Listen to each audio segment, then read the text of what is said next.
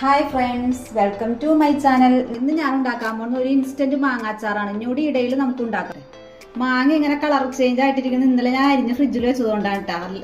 നല്ല മാങ്ങ തന്നെ കിട്ടും. ഇന്നലെ വീട്ടിൽ മാവ് കിട്ടി, അപ്പൊ ഒരുപാട് മാങ്ങ ഇടേ. അപ്പൊ അച്ചാറിടാന്ന് വിചാരിച്ചത്. ഇതിനുള്ള ഇൻഗ്രീഡിയൻറ്റ് അച്ചാറിനുള്ള വെളുത്തുള്ളി, ഞാൻ പച്ചമുളക് ഉപയോഗിക്കുന്നില്ല കേട്ടോ. പച്ചമുളക് ആവശ്യമുള്ളവർക്ക് ഇതിന് ഞാൻ പച്ചമുളക് ഉപയോഗിക്കുന്നില്ല. പിന്നെ ഒരു കായം, ഒരു കട്ട കായം, എല്ലാവർക്കും അറിയാലോ കായം.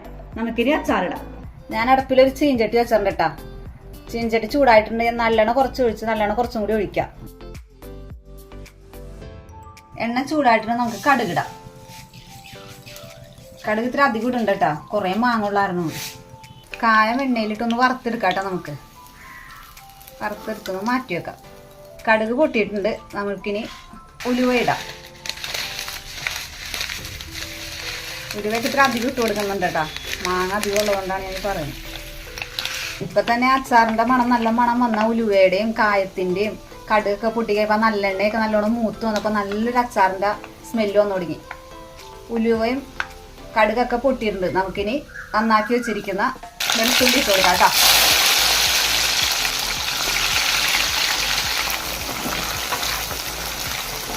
വെളുത്തുള്ളി ഞാൻ കുറേ എടുത്തിട്ടുണ്ട് കേട്ടോ. ഒരു 300-400 ഗ്രാമോളം വെളുത്തുള്ളി ഉണ്ട് കേട്ടോ. ചെറിയ വെളുത്തുള്ളി ആയിരുന്നു അത് തോന്നിക്കാത്തത്. ഞാൻ വെളുത്തുള്ളി മാത്രം ഇടണം കേട്ടോ. പച്ചമുളക് ഇഞ്ചിയൊക്കെ ഇടുന്നവർക്ക് ഇടാട്ടാ. ഞാനിപ്പോൾ കുറച്ചധികം നാളെ എനിക്ക് തിരിക്കാനുള്ളതാണ്. അതുകൊണ്ടാണ് ഞാൻ വെളുത്തുള്ളി മാത്രം ഇടുന്ന. വെളുത്തുള്ളിയുടെ ആ പച്ചമണമൊക്കെ ഒന്ന് മാറിയിട്ടുണ്ട്. നമുക്കിനി മുളക് പൊടി ഇടാട്ടാ.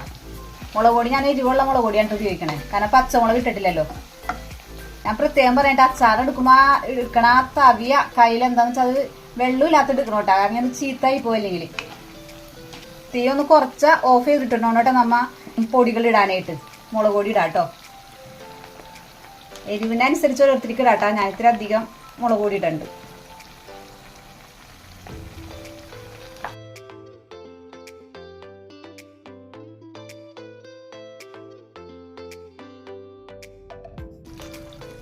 നമുക്കിനി അച്ചാർ പൊടി ഇട്ട് കൊടുക്കാം കേട്ടോ.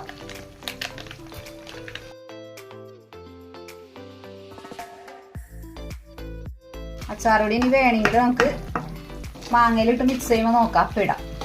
ഞാൻ ഉപ്പ് ഇട്ട് കൊടുക്കുന്നുണ്ട് കേട്ടോ. കല്ലുപ്പാണ്ട് ഇട്ട് കൊടുക്കണേ. കുറച്ച് കല്ലുപ്പുണ്ടായി, അത് ഇട്ട് കൊടുക്കണം.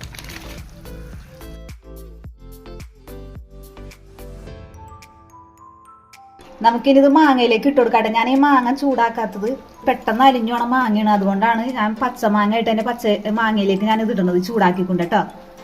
നമുക്കിനി അച്ചാറുപൊടിയുടെയും വെളുത്തുള്ളിയുടെയും മിക്സും മാങ്ങയും കൂടി നല്ലോണം നമുക്ക് മിക്സ് ചെയ്യാം.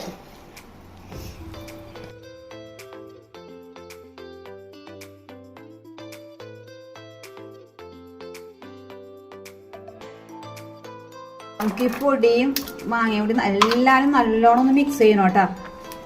കാണുമ്പോൾ ഡ്രൈ ആയിട്ട് വന്നാൽ ഇത് വിനാഗിരിയൊക്കെ ഒഴിച്ച് ഒന്നും കൂടി ഉപ്പൊക്കെ ഇട്ട് എല്ലാവരും ഇട്ട് ശരിയായി കഴിയുമ്പോൾ നല്ല അടിപൊളി മാങ്ങാച്ചാർ റെഡിയാവും കേട്ടോ. പെട്ടെന്ന് അലന്ന് പോണേക്ക് മാങ്ങയൊക്കെയാണ് ഇങ്ങനെ ഇടണേ നല്ലത്. കാരണം ചൂടാക്കേണ്ട ആവശ്യമില്ല. ഇതാകുമ്പോൾ കുറച്ച് നാൾ ഇരുന്നോളൂ. കണ്ട, വെള്ളം ഒട്ടും ചേർക്കണില്ല. വിനാഗിരി മാത്രമേ ഞാൻ ഇതിനകത്ത് ചേർക്കുള്ളൂ. ഉപ്പും വിനാഗിരി മാത്രമേ ഞാൻ ചേർക്കുള്ളൂ കേട്ടോ ഇതിനകത്ത്. അല്പം ഉപ്പും കൂടി ഇട്ട് കൊടുക്കാം കേട്ടോ. ഞാൻ ഉപ്പ് നോക്കിയപ്പോൾ ഉപ്പില്ല, കല്ലുപ്പ് തീർന്നിട്ടാ. പൊടി ഉപ്പ് ഇട്ട് കൊടുക്കാം. അല്പം അച്ചാറുപൊടിയും കൂടി ഞാൻ ഇട്ട് കൊടുക്കുന്നുണ്ട് കേട്ടോ. കായവും പൊടിച്ചത് നേരത്തെ ഞാൻ വറുത്ത് വെച്ചില്ലേ, ആ കായവും ഞാൻ ഇതിൻ്റെ കൂടി ഇടണ്ട കേട്ടോ. കായം ഇങ്ങനെ കട്ടയായിട്ട് കിടക്കുന്നവർക്ക് പ്രശ്നമില്ല കേട്ടോ. നമ്മൾ വിനാഗിരിയൊക്കെ വയ്ക്കുമ്പോൾ അതിനകത്ത് കായം മെൽറ്റായി പോയിക്കോളൂ കേട്ടോ. അപ്പം എല്ലാവരും കായത്തിന്റെ ടേസ്റ്റ് അതിനകത്ത് പിടിച്ചോളും നല്ലോണം. കായപ്പൊടി ഉപയോഗിക്കണേ നല്ലത്. കട്ടക്കായം വറുത്തിടണേ നല്ലത്. ഇപ്പം എല്ലാവരും ഇൻസ്റ്റന്റ് മാങ്ങാച്ചാർ ഉണ്ടാക്കിയിട്ടുണ്ട്. പെട്ടെന്ന് ഉണ്ടാക്കുക. ഇപ്പം വിരുന്നാരൊക്കെ അച്ചാറിൽ 2 മാങ്ങ ഇടി നമുക്ക് പെട്ടെന്ന് അച്ചാർ ഉണ്ടാക്കാം. മാങ്ങാച്ചാർ എല്ലാം ഇളക്കി സെറ്റായിട്ട് വെച്ചിട്ടുണ്ടായിരുന്നു. നമുക്കിനി വിനാഗിരി ഒഴിക്കാം. ഇതിനകത്ത് ഇത്തിരി അധികം ഒഴിക്കേണ്ടി വരും കേട്ടോ. കുറേ മാങ്ങ ഉള്ളായിരുന്നു. ഒന്ന് മിക്സ് ചെയ്ത് നോക്കട്ടെ കേട്ടോ.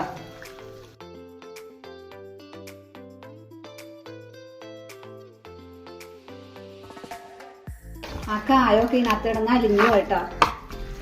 അല്പം വിനാഗിരി കൊണ്ട് ഒഴിക്കാം കേട്ടോ. ഉപ്പൊക്കെ കറക്റ്റാണ് കേട്ടോ. ഇനി ഒരാഴ്ച ഇരിക്കുമ്പോൾ സെറ്റാവും. ഉപ്പും പുളിയും എരിവും എല്ലാം കൂടി കറക്റ്റായിട്ട് കിട്ടും. നമുക്ക് ഈർപ്പോ ഒന്നില്ലാത്ത നല്ലൊരു ഭരണിയിലേക്കോ ഒരു ടിന്നിലേക്കോ വെച്ച് നമുക്കിന്ന് അടച്ചു വെക്കണം കേട്ടോ. ഇത് അപ്പം എല്ലാവരും ഉണ്ടാക്കി നോക്കട്ടെ. ടേസ്റ്റി ആയിട്ടുള്ള മാങ്ങാച്ചാർ, ഇൻസ്റ്റൻറ്റ് മാങ്ങാച്ചാറാണ്. അപ്പം മാങ്ങാച്ചാർ റെഡി ആയിട്ടുണ്ട്. Okay bye.